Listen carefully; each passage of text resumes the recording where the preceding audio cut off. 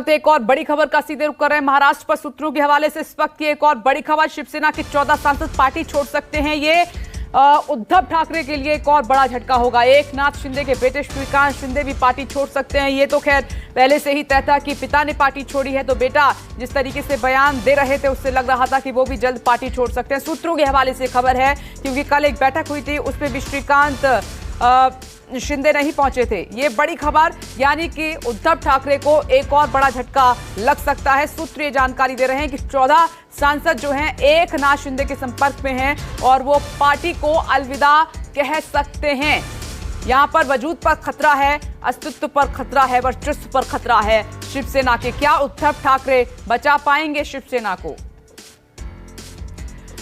और इस वक्त आप टीवी स्क्रीन पर नजर डालिए, दीपक दुबे फडणवीस के घर के बाहर मौजूद हैं। अंकुश भी इस वक्त हमारे साथ जुड़ गए हैं, टीवी स्क्रीन पर आपको नजर आ रहे हैं, मुंबई से हमारे साथ मौजूद हैं। और बीजेपी के समर्थक हैं महेश वर्मा जी, और संजय द्विवेदी साहब भी इस वक्त हमारे साथ मौजूद है, शिवसेना के नेता हैं। एक एक करके सभी के पास आपको लिए चलेंगे। मैं अंकुश का भी रुख कर लेती हूं। अंकुश, कल से विधानसभा पर नजर रहेगी, अभी आज का बड़ा अपडेट क्या है आपके पास, क्या क्या चल रहा है अब?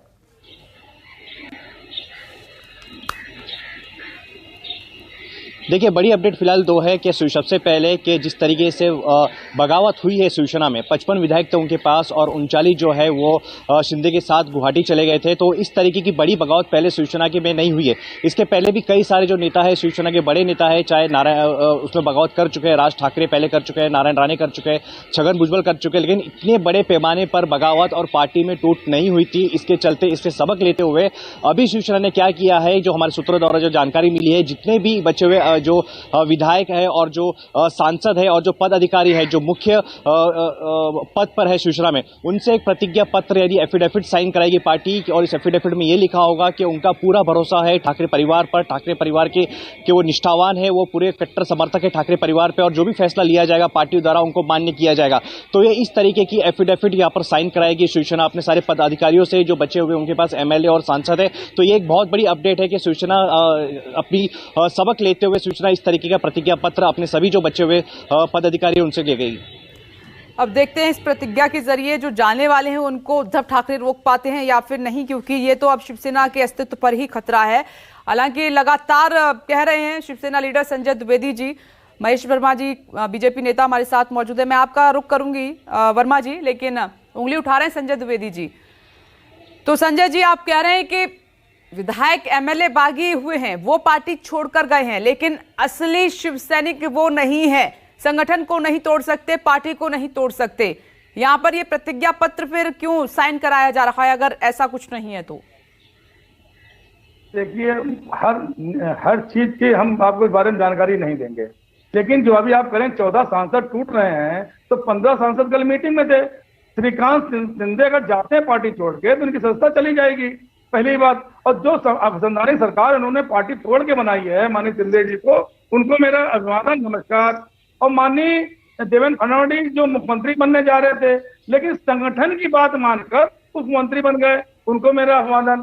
तो मैं यही बात कहना चाह रहा हूँ, एक देवेंद्र फडणवीस है जो संगठन की बात मान के आज मुख्यमंत्री बन गए हैं, और एक शिंदे जी है जो पार्टी तोड़ के मुख्यमंत्री बने। अब आप मेरी बात समझिए, उनको एक ख्वाब दिखाया, मैं जो सूत्र में जानकारी दे रहे हैं, उनको भारतीय जनता पार्टी ने ख्वाब दिखाया कि संगठन आपके पास रहेगा, संगठन के नेता आप रहेंगे। शिवसेना, देखिए उन्होंने कभी शिवसेना अलग बात नहीं की है, तो जो इनको ये ख्वाब दिखाया भारतीय जनता पार्टी ने कि असली शिवसेना तो आप हो, तो यहाँ पे अब मेरी बात अभी फिर मैं बता दूं आपसे, दल बदल कानून कहता है, अगर वो पार्टी कोई विधायक पार्टी छोड़ के जाता है, जैसे ओबीसी के 4 विधायक पार्टी छोड़कर आरजेडी में शामिल हो गए, उसी तरह से माननीय शिंदे जी को भी 39 विधायक लेके एक पार्टी बनाना चाहिए था और सरकार बनाते, कोई इतराज नहीं। देखिए, ये भारतीय राजनीति है, यहाँ संविधान है, यहाँ कानून है, यहाँ पे जिसके पास जो 144 विधायक होंगे वो मुख्यमंत्री बनेगा।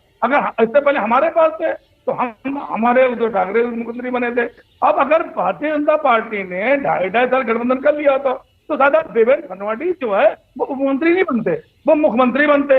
लेकिन जो इनका घमंड, अहंकार भारतीय जनता पार्टी का है कि सब पार्टियां तोड़ देते, कि ऐसा नहीं है कि कोई भी इस तरह आप चाहो विपिनेश जी कि इसका बुरा हो जाए, भगवान ने शक्ति किसी को नहीं दी, ये शक्ति भगवान ने अपने पास रखी है। आज मैं फिर कह रहा हूं आपसे कि जो असंवैधानिक सरकार बनेगी कि ये सरकार ज्यादा दिन नहीं चल पाएगी। आपको टूटने में जाट देखिए, कानून भी कोई चीज है, सुप्रीम कोर्ट भी है, हाई कोर्ट भी है, तो ऐसा नहीं कि आप गलत आपने मतभेद में क्या किया, वहां भी दल बदल कानून था, लेकिन वहां पे आपने विधायक सरकार बना ली। क्योंकि कांग्रेस से ज्यादा से सरकार बन गई।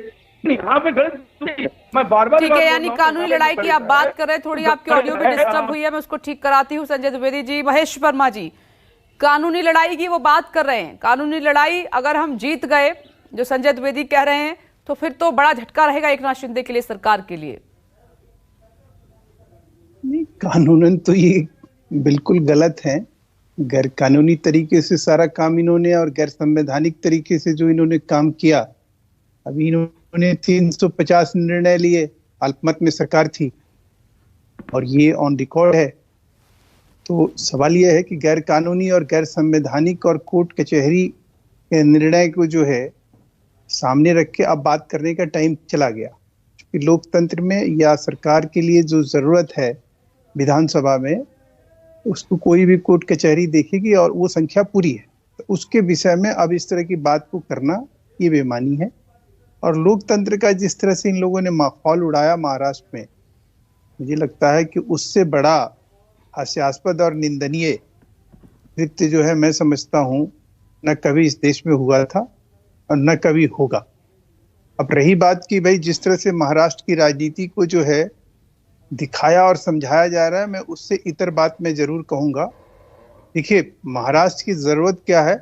महाराष्ट्र की ज़रूरत जो है निश्चित रूप से मैं समझता हूँ कि ऐसी पार्टी की है जो महाराष्ट्र को एक मजबूत स्थिति में ला के खड़ा करे, ना कि वहाँ पे बंटवारे की राजनीति हो, ना वहाँ लूटपाट की राजनीति हो, ना वहाँ आतंक की राजनीति हो।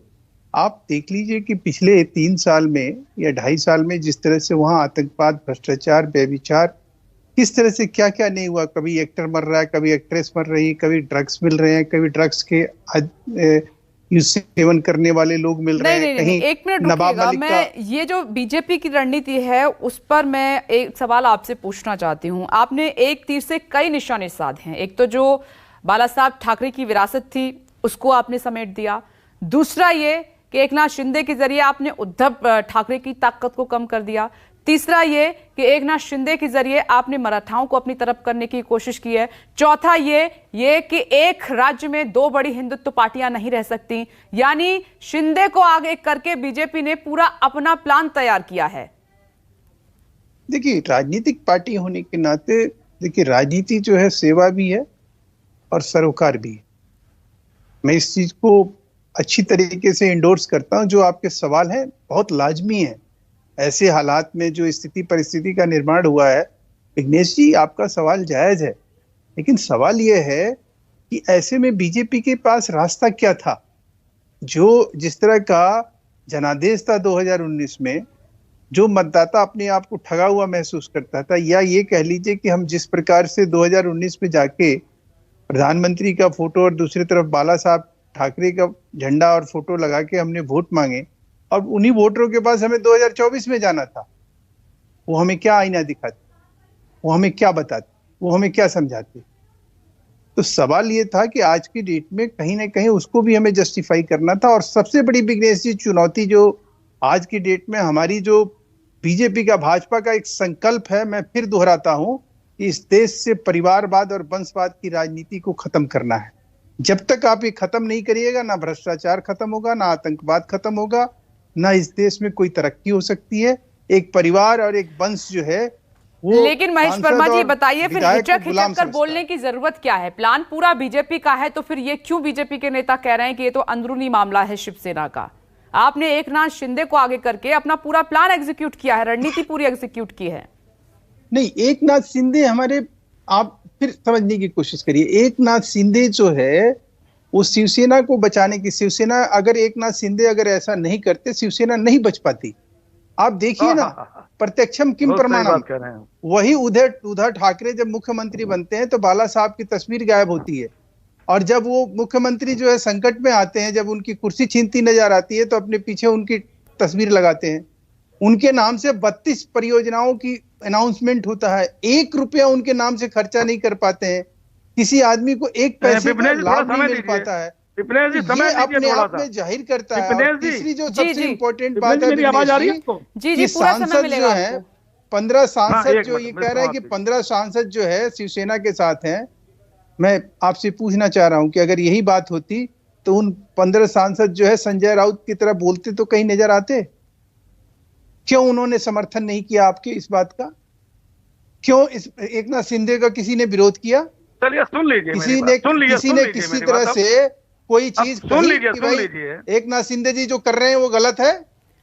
किसी की आवाज सुनाई पड़ी? बोलिए जल्दी से संजय जी, बोलिए। सुन लीजिए, देखिए विपिनेश जी बहुत स्पष्ट हम आपको एक बात बता दें आपको कि जब मुख्यमंत्री आदमी होता है तो वो पार्टी का नहीं होता है, उसके पीछे जो झंडा रहता है वो हिंदुस्तान का झंडा रहता है, जो हमेशा माननीय मुख्यमंत्री जी के पास रहा। जब वो एज ए पक्ष प्रमुख अगर बाटा करेंगे विदाउट मुख्यमंत्री, तो उनके पीछे बाला साहब का फोटो रहेगी। तो ये शायद इनको ज्ञान नहीं है, ज्ञान देने की जरूरत पड़ती है इनको। हर चीज जो है वो, चूंकि इनको शिवसेना तोड़नी, अब इन्होंने परिवारवाद की, परिवारवाद को हम तोड़ देंगे, तो इनकी जो इनके साथ जो अलायंस में है अनुप्रिया पटेल से लेके सब परिवारवाद में पार्टियां नहीं है क्या?